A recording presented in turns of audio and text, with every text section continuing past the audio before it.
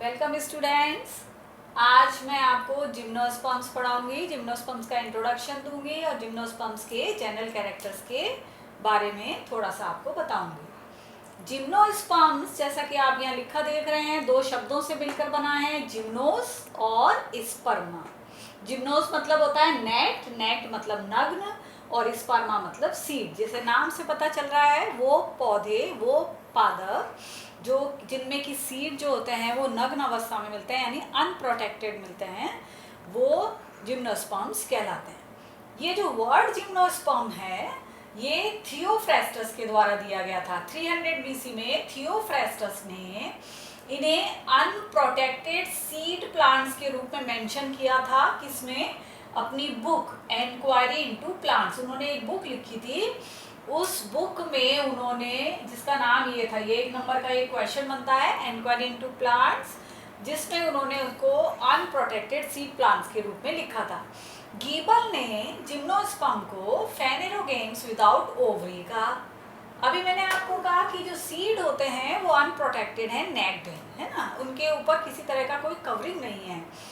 जब ovule seed में convert होता है तो उसके ऊपर ओवरी नहीं बनती है, यानी ये वो पौधे होते हैं जो ओवरी नहीं रखते हैं। फेनेरोगेम्स कौन सा? पुष्पी पौधे। पुष्पी पौधे दो तरह के होते हैं, एंजियोस्पर्म और जिम्नोस्पर्म। ठीक है, एंजियोस्पर्म्स में ओवरी बनती है, इसलिए फ्रूट का निर्माण होता है, और जिम्नोस्पर्म में ओवरी नहीं बनती है, इसलिए फ्रूट का निर्माण नहीं होता है, और ओव्यूल से जो सीड बनता है उसके चारों तरफ कोई प्रोटेक्शन नहीं पाया जाता है, कोई कवरिंग नहीं होती है, इसलिए जो सीड होते हैं वो नेक्ड होते हैं। ठीक है, तो कुछ कैरेक्टर्स ऐसे हैं जिम्नोस्पर्म के जो कि उनको एंजियोस्पर्म से अलग करते हैं, है ना। ये इनके कुछ जनरल ऐसे कैरेक्टर्स हैं जो उन्हें एंजियोस्पर्म से अलग कर रहे हैं। कौन सा? पहला कैरेक्टर, स्लो ग्रोथ।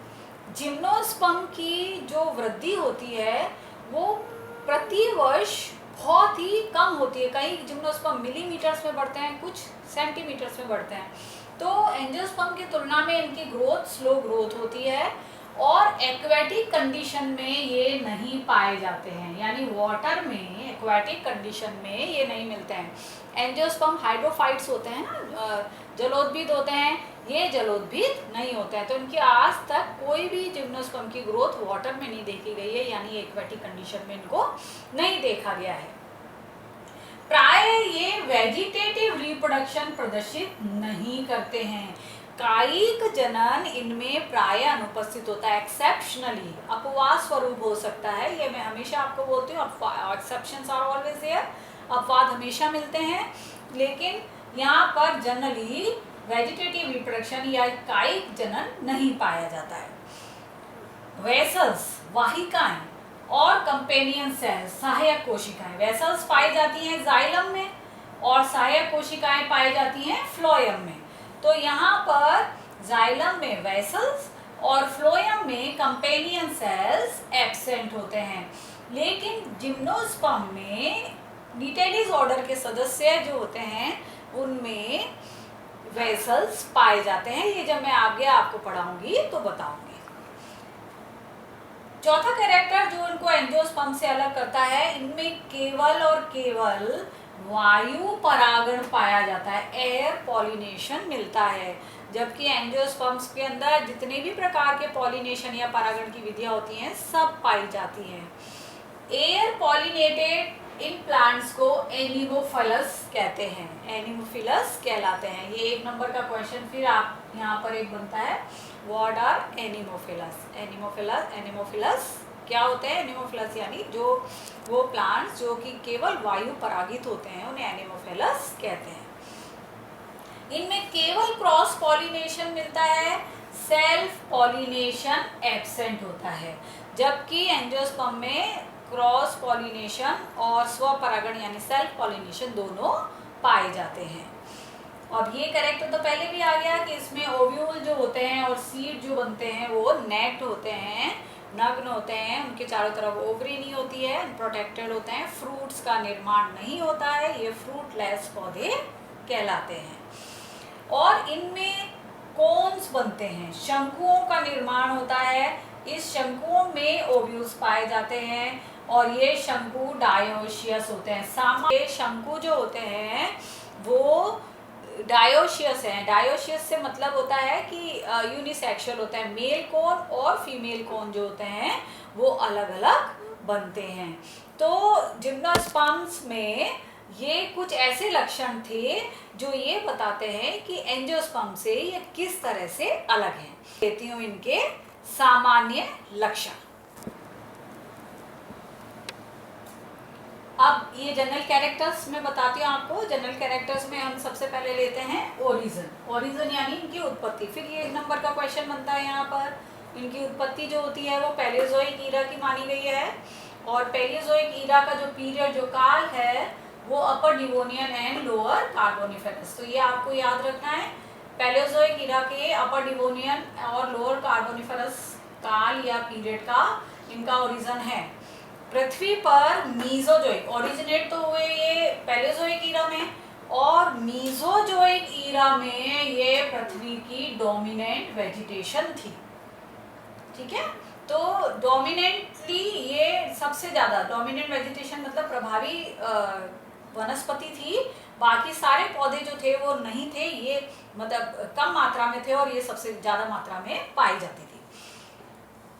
पूरे विश्व में जिम्नोस्पर्म की लगभग 70 जेनेरा, लगभग जरूर लगाएंगे ऑलमोस्ट, ठीक है, ऑलमोस्ट 70 जेनेरा हैं जिनकी लगभग 800 जातियां पाई जाती हैं। और रायजादा और सानी के अनुसार इंडिया में लगभग 16 जेनेरा की 54 स्पीशीज जो 54 जातियां हैं जो भारत में पाई जाती हैं। वितरण अगर इनका देखें तो ये शीतोष्ण, उष्ण और आर्कटिक सभी प्रकार के रीजन्स में पाई जाती हैं। लेकिन जिस भी रीजन में ये मिलती हैं इनका ये कैरेक्टर होता है कि ये जीरोफिटिक एडेप्टेशन शो करते हैं, यानी मरुदबिद लक्षण इनमें होते हैं, पाए जाते हैं। ये इंटरनल स्ट्रक्चर जब मैं पढ़ाऊंगी आपको तो हम उसको वहां पर समझाएंगे। जो पौधा होता है, जो प्लांट होता है वो काष्ठीय होता है, वुडी होता है, एवरग्रीन होता है, सदाबहार होता है, पेरेनियल होता है, बहुवर्षीय होता है। और किस फॉर्म में मिलता है? ट्रीज और श्रब के फॉर्म में मिलता है। या तो ट्री के रूप में मिलेगा, वृक्ष के रूप में मिलेगा, या वो झाड़ के रूप में, शुभ के रूप में मिलेगा। हर्बेशियस फॉर्म में या शाकीय फॉर्म्स के अंदर जिम्नोस्पर्म्स नहीं पाए जाते हैं। अब मैंने जैसे कि आपको कहा ये ट्री और श्रब के फॉर्म में मिलते हैं, तो यहाँ पर एक्सेप्शन के फॉर्म के अंदर क्लाइंबर होते हैं। और ये एग्जाम्पल आपको याद करने हैं।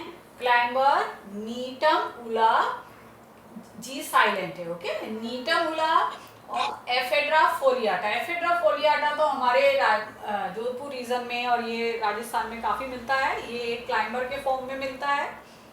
इसके अलावा नीटम ट्राइनर, TRINERV, ट्राइनर जो है वो एक परजीवी है, पैरासाइट है। तो ठीक है, तो ये एक्सेप्शन जहाँ है वो एक्सेप्शन एक क्वेश्चन के फॉर्म में पूछे जाते हैं। अब जो क्वेश्चन होता है वो लॉन्गेस्ट जिम्नोस्पर्म कौन सा है? तो लॉन्गेस्ट जिम्नोस्पर्म जो है वो सिकोआ जाइजेंशिया है, या इसको सेमीपरविरेंस भी कहते हैं, सिकोआ सेमीपरविरेंस। ये अमेरिका में है, अमेरिका में कैलिफोर्निया में है, और ये लगभग 400 फीट हाइट का, यानी 120 मीटर इसकी हाइट है। और ये जो है वो 4600 वर्ष पुराना है। और सबसे छोटा जिम्नोस्पर्म जो है वो जामिया पिग्मिया है, जो कि लगभग 5 सेंटीमीटर हाइट का होता है। जो जिम्नोस्पर्म की मुख्य पादप शरीर जो होता है वो स्पोरोफिटिक होता है, और स्पोरोफिटिक पादप शरीर टेडोफाइट्स की तरह रूट, तने और पत्तियों में विभेदित होता है। जड़, तना और पत्तियों में ये विभेदित होता है। तो जो रूट सिस्टम है यहाँ का, वो रूट सिस्टम जो टैप रूट सिस्टम जो होता है इसका इनिशियल, वो टैप रूट सिस्टम जो होता है वो एफीमिरल होता है। एफीमिरल को हिंदी में कहते हैं अल्पजीवी, अल्पजीवी होता है। और उसका जो बाद में उसका स्थान जो ले लेता है वो एडवेंटिशियस रूट या फिर स्थानिक जड़ें ले लेती हैं। तो वेल डेवलप्ड ब्रांच्ड शाखित जड़ें इसमें पाई जाती हैं, और क्योंकि ट्री बहुत लंबे होते हैं तो ये जड़ें भी जो होती हैं वो काफ़ी गहराई तक मिलती हैं। ठीक है, तो हाईली ब्रांच जो रूट्स हैं, साइकस, पाइनस और एफेट्रा जो आपके कोर्स में हैं, उनमें जो साइकस होता है उसमें एक विशेष प्रकार की जड़ें पाई जाती हैं। जो नॉर्मल रूट है उनसे अलग प्रकार की जड़ें पाई जाती हैं, जिसे कहते हैं कोरेलॉइड रूट। हिंदी में इसको कहते हैं प्रावालाभ जड़ें। इनकी क्या खास बात रहती है कि ये कोरल की तरह, जैसे वो जूलॉजी में पढ़ते हैं ना, कोरल मूंगा, मूंगे की तरह ये दिखाई देती हैं। और ब्रांच तो होती ही है, ब्रांचिंग भी उनमें बाइफोर्क्ड रहती है ना, डाइकोटोमस ब्रांचिंग पाई जाती है। और ये जड़ें जो होती हैं वो जनरली इस तरह से तने के चारों तरफ इस तरह से ये पाई जाती है, तो कोरल की तरह ये दिखाई देती है, इस तरह से ये मिलती हैं। खास बात इनकी क्या होती है कि ये नेगेटिवली जियोट्रॉपिक होती हैं, गुरुत्व के विरुद्ध ये बढ़ती हैं। जड़ें जो होती हैं वो पॉजिटिव जियोट्रॉपिक्स में शो करती हैं ना, उस गुरुत्व की तरफ जाती हैं, और ये गुरुत्व के ऊपर जाती हैं।